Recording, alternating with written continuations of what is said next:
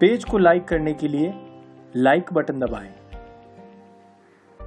आशा करता हूं कि आप स्वस्थ होंगे और आज के दिनों में तो आप रामायण भी देख रहे होंगे। लेकिन क्या आप जानते हैं, महाकाव्य रामायण की यह अनकही बातें, वीडियो को अंत तक देखिएगा ताकि आप इन सत्य तथ्यों से अवगत हो पाए। वाल्मीकि रामायण के अनुसार एक बार रावण अपने पुष्पक विमान से जा रहा था। तभी उसे एक सुंदर स्त्री दिखाई। उसका नाम वेदवती था। वह भगवान विष्णु को पति रूप में पाने के लिए तप कर रही थी। रावण ने उसके बाल पकड़े और साथ चलने को कहा। उस तपस्विनी ने रावण को श्राप दिया कि एक स्त्री के कारण ही तेरी मृत्यु होगी। इतना कहकर उसने आत्मदाह कर लिया। उसी स्त्री ने दूसरे जन्म में सीता के रूप में जन्म लिया। रामायण के अनुसार राजा दशरथ को पुत्रेष्टि यज्ञ ऋषि ऋष्यशृंग ने करवाया था। ऋष्यशृंग के पिता का नाम महर्षि विभांडक था। एक दिन जब वे नदी में स्नान कर रहे थे, तब नदी में उनका वीर्यपात हो गया। उस जल को एक हिरणी ने पी लिया, जिसके फलस्वरूप ऋषि ऋष्यशृंग का जन्म हुआ था। इनके सिर पर हिरण की तरह एक सिंह भी था। विश्व विजय करने के लिए जब रावण स्वर्गलोक पहुंचा, तो वहां उसे रंभा नाम की अप्सरा दिखाई दी। अपनी वासना पूरी करने के लिए रावण ने उसे पकड़ लिया। तब उसने कहा कि मैं आपके बड़े भाई कुबेर के बेटे नलकुबेर की सेवा में जा रही, इसलिए मैं आपकी पुत्रवधू के समान हूं। लेकिन रावण नहीं माना और उसने रंभा से दुराचार किया। यह बात जब नलकुबेर को पता चली, तो उसने रावण को श्राप दिया कि जब भी रावण किसी स्त्री की इच्छा के विरुद्ध उसे स्पर्श करेगा, तो उसका मस्तक 100 टुकड़ों में बट जाएगा।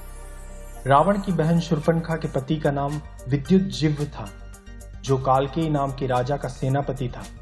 रावण जब विश्व युद्ध पर निकला, तो कालकेय से उसका युद्ध हुआ। उस युद्ध में रावण ने विद्युतजिह्व का भी वध कर दिया। तब शूर्पणखा ने मन ही मन में रावण को श्राप दिया कि मेरे ही कारण तेरा सर्वनाश होगा।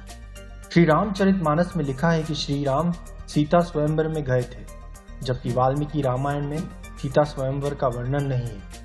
उसके अनुसार राम व लक्ष्मण ऋषि विश्वामित्र के साथ मिथिला गए थे।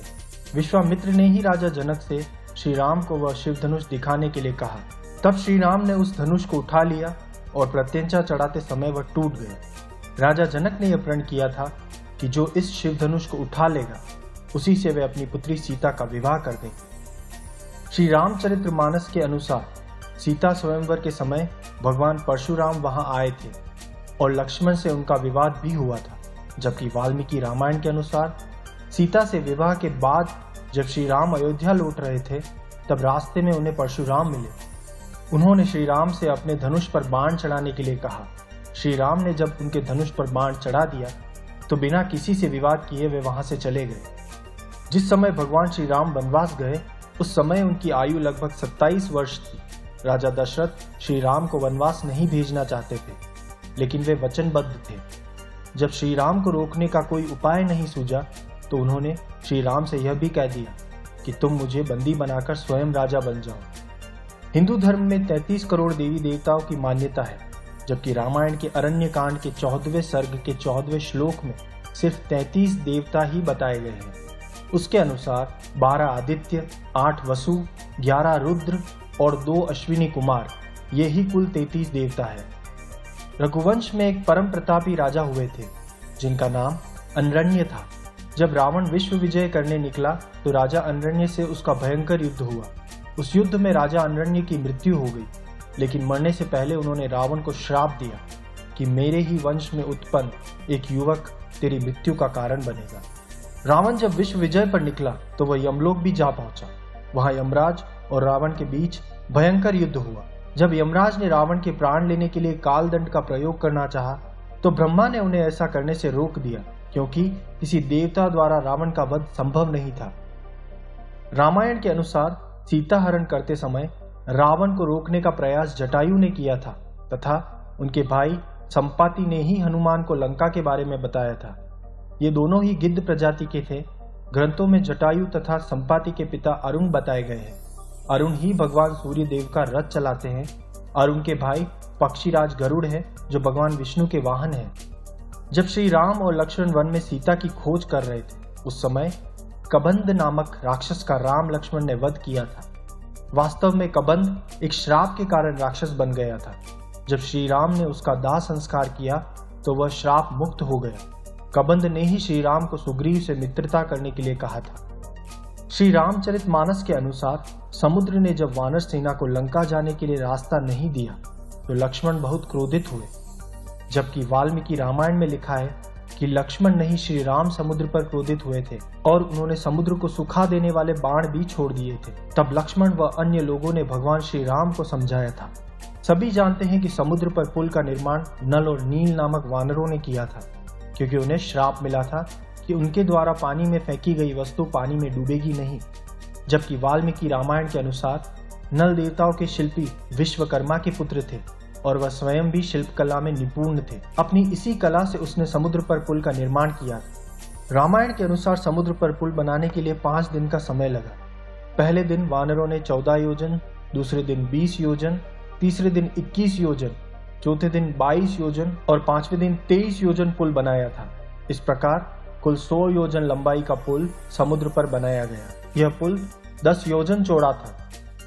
एक बार रावण जब भगवान शंकर से मिलने कैलाश गया तब वहां उसने नंदी जी को देखकर उनके स्वरूप की हंसी उड़ाई और उन्हें बंदर के समान मुख वाला कहा।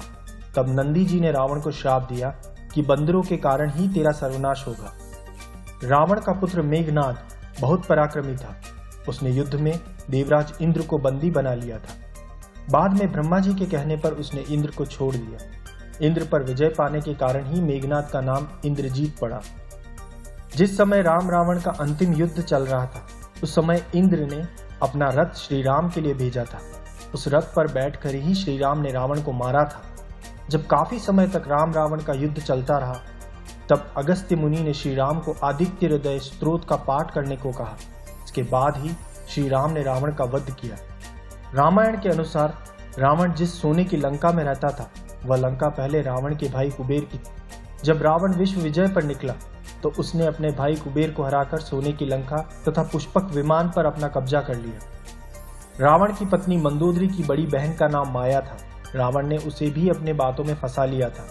इस बात का पता जब माया के पति राजा शंबर को लगा तो उन्होंने रावण को बंदी बना लिया। उसी समय शंबर पर राजा दशरथ ने हमला कर उसका वध कर दिया। जब माया सती होने लगी तो रावण ने उसे अपने साथ चलने को कहा। तब माया ने कहा, तुमने अपनी बातों में फंसाकर मेरा सतीत्व भंग करने का प्रयास किया, इसलिए मेरे पति की मृत्यु हो गई।